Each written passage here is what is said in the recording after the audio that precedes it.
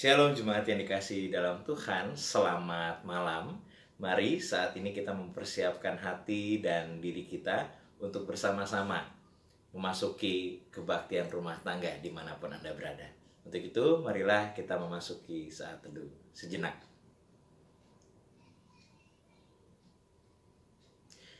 Jemaat yang dikasihi dalam Tuhan dimanapun Anda berada, tentu di dalam kasih dan rasanya di dalam iman yang berserah pada Tuhan, marilah kita bersama-sama untuk memasuki kebaktian rumah tangga dengan menyanyikan pelengkap Kidung Jemaat nomor 47, Buatlah Hatiku Lapang dan Bersih.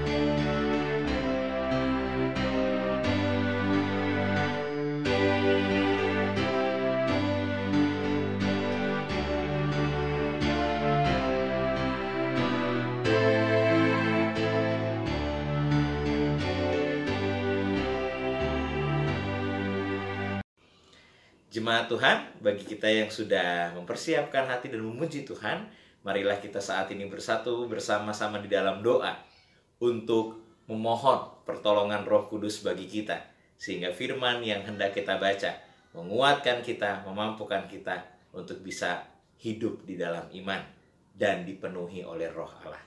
Marilah kita bersatu di dalam doa. Ya Tuhan, hari-hari yang tidak mudah dapat kami jalani. Bahkan sampai dengan hari ini, kami masih boleh bersama-sama, baik dengan keluarga dimanapun kami berada, maupun di dalam diri kami sendiri melalui perenungan, untuk dapat berbakti pada Tuhan, mendengarkan sabda Tuhan, dan mengelola iman kami untuk tetap berpengharapan di dalam Tuhan.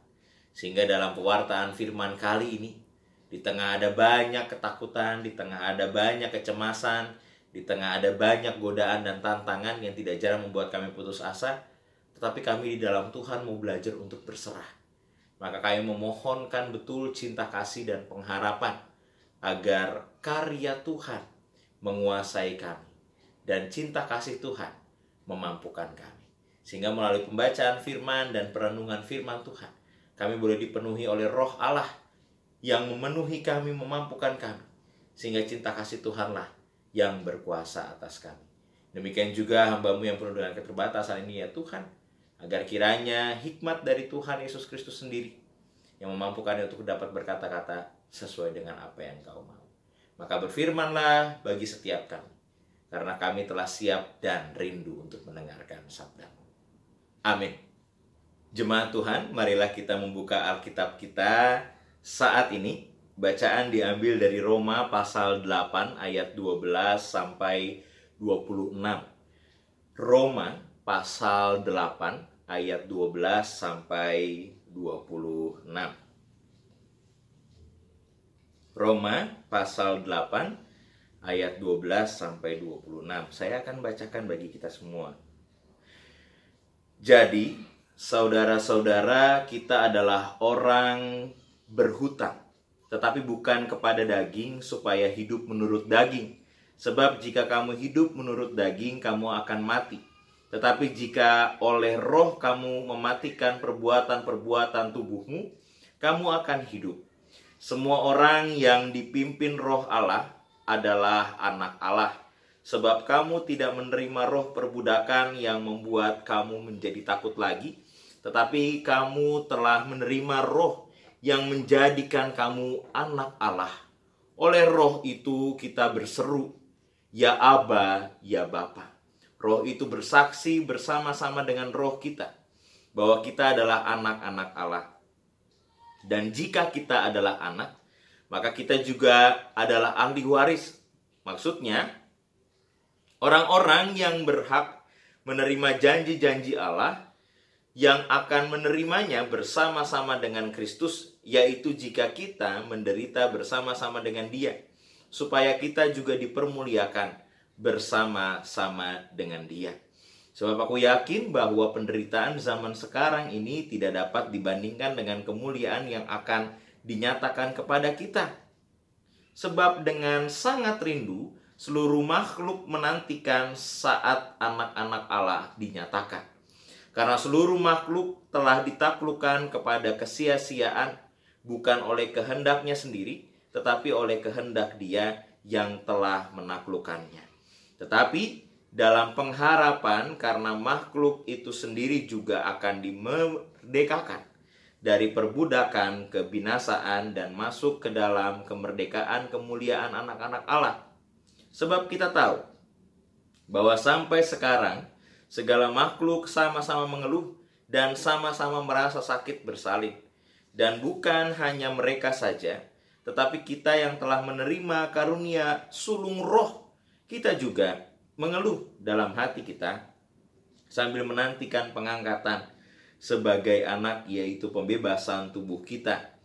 Sebab kita diselamatkan dalam pengharapan, tetapi pengharapan yang dilihat bukan pengharapan lagi.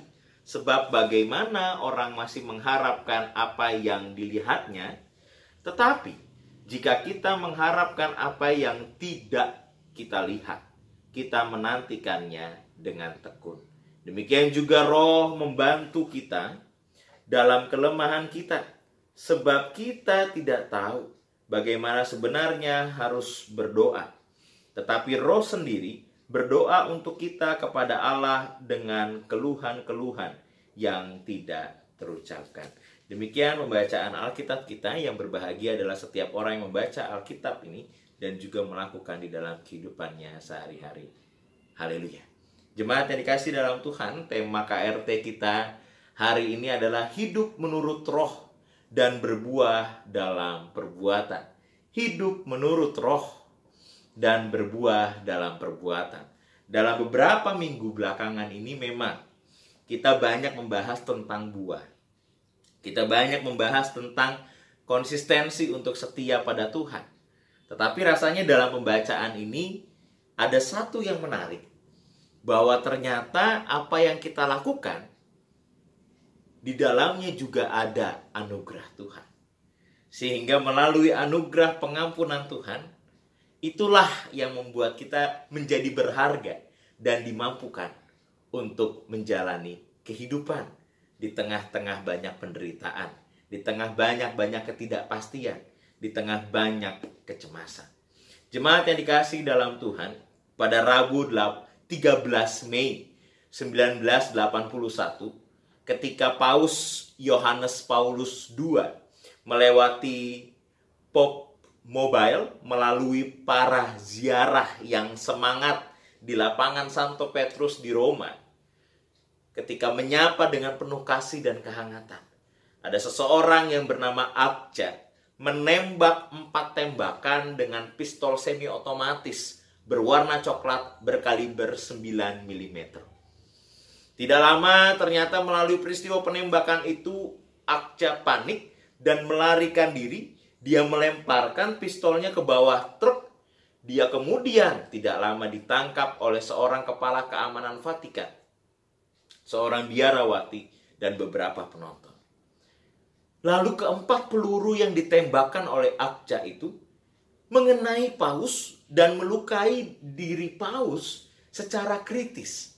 2 buah peluru bersarang di usus besar, satu mengenai jari telunjuk kiri dan yang lainnya melukai lengan kanannya. Peristiwa ini membuat Paus sempat dirawat di rumah sakit dan sekarat dalam beberapa hari. Tetapi ketika ia sembuh dan ia pulih kembali, Ia memutuskan untuk melakukan satu tindakan yang saat itu dianggap sebagai sesuatu yang sepatutnya tidak perlu dilakukan oleh orang banyak dan juga media. Tetapi Paus Yohanes Paulus kedua, dia memilih keputusan yang berbeda dari banyak orang yang berpikir saat itu. Ketika ia boleh pulih, ketika ia boleh sembuh, ia memilih untuk berjumpa dengan Mehmet Ali Akça, penembak Paus dengan 4 peluru yang membuatnya sekarat itu. Dia berjumpa dengan penembaknya, Paus berjumpa dengan Akça dan berbincang kurang lebih selama 22 menit. Perbincangan secara pribadi yang berakhir dengan pengampunan. Bapak Ibu bisa lihat peristiwa pengampunannya ada di sebelah kanan saya. Bagaimana Paus Yohanes Paulus II dengan Akça saling bersalaman. Dan ternyata peristiwa ini mengubah pola berpikir Akça. Dia melihat Paus sebagai seorang yang akhirnya begitu dekat dengan dia, bagaikan kakaknya sendiri. Dan Akça merasa bahwa dia memiliki kehidupan yang memiliki kesempatan yang besar agar Akça boleh hidup kembali. Karena kalau dilihat tuntutan-tuntutannya atas peristiwa penembakan Paus, maka melalui hukum yang berlaku di sana, Akça sepatutnya dihukum seumur hidup atau hukuman mati. Tetapi oleh karena pengampunan Paus hanya membuat Akça dipenjara kurang lebih 18-20 tahun. Dan ketika ia sudah selesai masa tahanannya, ia dikembalikan ke tempat asalnya di Turki. Dan ia memilih untuk menjadi seorang Kristen. Karena dia merasa kesempatan yang diberikan, pengampunan yang diberikan, membuatnya merasa berharga di tengah-tengah banyak kecaman, bahkan ancaman hukuman mati. Akça diselamatkan dalam hal ini untuk mengalami kehidupan kembali yang punya kesempatan yang akhirnya dimanfaatkan oleh Akça untuk memperbaiki hidup, untuk menjadi pribadi yang lebih baik, untuk menjadi pribadi yang layak dipercaya. Dan ia melihat Paus Yohanes Paulus II sebagai kakaknya sendiri. Ia tidak membencinya, tetapi ia menyesal melakukan kesalahan penembakan itu.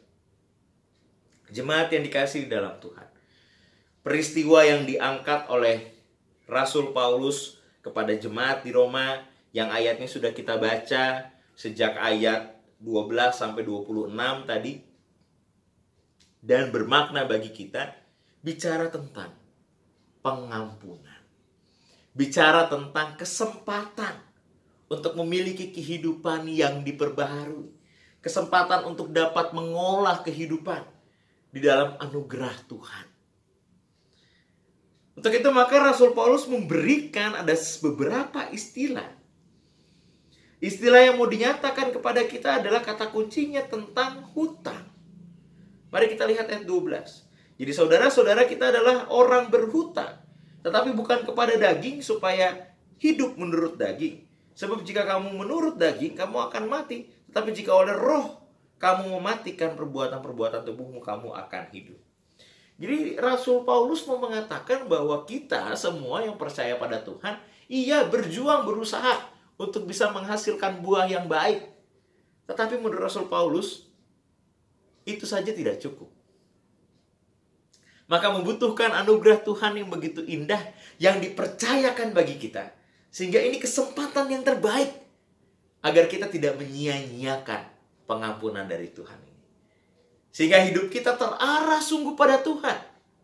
Hidup kita mampu melakukan yang terbaik bukan karena keterpaksaan, tetapi karena anugerah dan karena rasa heran kita.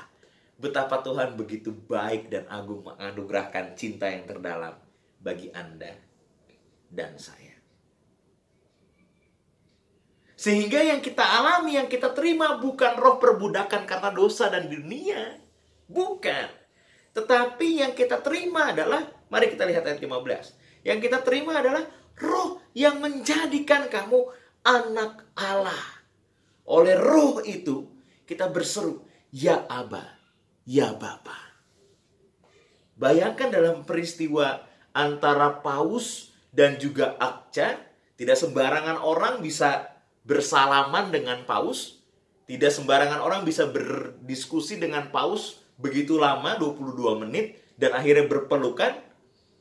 Padahal dalam peristiwa ini, Paus ditembak oleh Akca. Tetapi Paus memilih untuk mengampuni Akca. Akca merasa dirinya berharga dan diberi kesempatan untuk hidup dengan anugerah. Maka Akca memilih untuk ikut Kristus dan juga hidup dalam tatanan yang lebih baik. Itu dalam kisah nyata. Tetapi dalam kisah iman kita, Anda dan saya yang berserah pada Tuhan dan menerima anugerah, Anda dan saya adalah anak Allah. Anda dan saya, saudara-saudari dan saya. Oleh karena Roh mampu memanggil ya Aba, ya Bapa. Indah sekali panggilan itu. Maka bagi kita yang sekarang ini sulit, tidak mudah jemaat Tuhan. Kalau lihat berita, bukan hanya corona yang menjadi ketakutan kita, tapi ekonomi, kondisi perekonomian itu pun menjadi ketakutan kita. Ada ancaman kalau lihat berita di mana-mana resesi ekonomi. Tetapi kita pun juga mampu untuk tetap bertahan sampai dengan sekarang ini. Belum masuk pada resesi ekonomi, tapi ancaman itu ada. Tentu Anda dan saya juga mengalami kesulitan-kesulitan tertentu dalam menghidupi kehidupan sehari-hari dan juga kebutuhan dasar. Tetapi panggilan kita justru di tengah-tengah penderitaan kita tetap harus mampu mengarahkan iman pada Tuhan. Tidak terjebak pada banyak godaan. Dan tetap percaya bahwa rahmat cinta kasih Tuhan yang terbaik melindungi setiap orang yang percaya, oleh karena Roh yang menjadikan kamu anak-anak Allah. Maka jemaat yang dikasihi oleh Tuhan, rasanya tidak ada lain selain kita belajar untuk tekun. Tekun menjalani hidup bersama dengan Tuhan. Tekun untuk tetap berbuah dalam setiap tingkah laku kita. Tekun untuk tetap berbagi walaupun kita juga pas-pasan. Tekun untuk tetap mengampuni walaupun kita disakiti. Tekun untuk tetap beriman di tengah-tengah penderitaan. Tekun untuk tetap percaya bahwa kita adalah anak-anak Allah. Di tengah-tengah banyak sekali. Di tengah banyak sekali klaim-klaim yang mungkin menggugat iman kita. Maka jemaat yang dikasihi dalam Tuhan, rasanya Anda dan saya diajak untuk mari kita lihat ayat 25 dan 26. Tetapi jika kita mengharapkan apa yang tidak kita lihat, kita menantikannya dengan tekun. Rasul Paulus mau mengajak kita untuk melihat makna kerajaan surga itu. Dan yang ke-26 bicara soal apa? Demikian juga Roh membantu kita dalam kelemahan kita. Sebab kita tidak tahu bagaimana sebenarnya harus berdoa. Tetapi Roh sendiri berdoa untuk kita kepada Allah dengan keluhan-keluhan yang tidak terucapkan. Ketika kita mungkin ada dalam kebingungan yang begitu dalam, depresi bahkan, dan kecemasan yang begitu rupa. Tetapi ketika Anda dan saya percaya pada Kristus Tuhan di dalam Roh, maka iman kita tetap terpaut pada Tuhan. Dan semenderitanya kita, atau kecemasan yang begitu dalam yang kita alami, kita tetap mampu mengatakan bahwa hidupku adalah untuk Tuhan. Dan yang terbaiklah yang bisa kulakukan, tetap beriman, melakukan yang terbaik, dan berserah pada Tuhan. Roh Tuhan beserta dengan Anda dan saya. Berbuahlah dengan tekun. Amin. Saat teduh bagi kita semua.